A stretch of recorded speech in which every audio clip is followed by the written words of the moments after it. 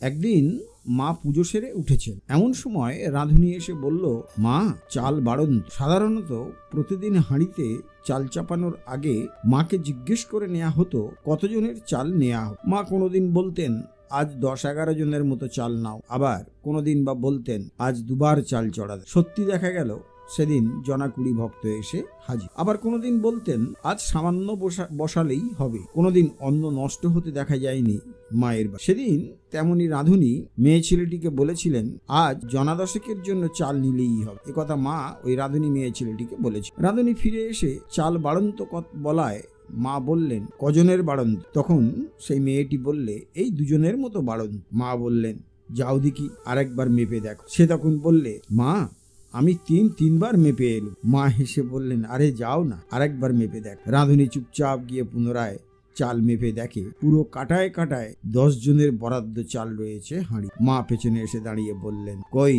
হলো? মেয়েটি একেবারে হতবাক। একদিন 2 দিন নয়, এরকম প্রায়শই হতো। শুধু চাল ডাল নয়, শাকসবজি পর্যন্ত। ভাঁড়ার ফাঁকা।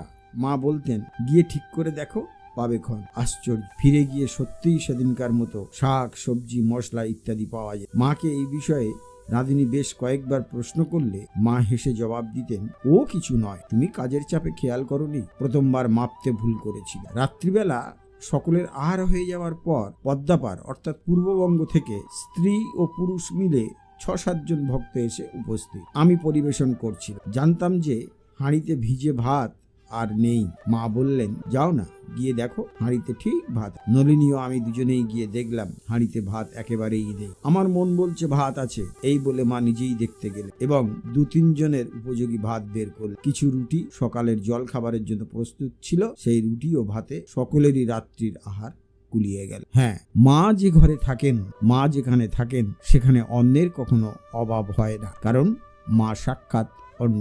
এমন ঘটনা বারে বারে প্রত্যক্ষ করেছেন মায়ের ভক্ত শিষ্যরা। ভক্তদের বিশ্বাস, মায়ের পা ছড়ানো ছবি যে ঘরে থাকে বা যে বাড়িতে থাকে, সেই বাড়িতে কখনো অন্নের অভাব হয় না।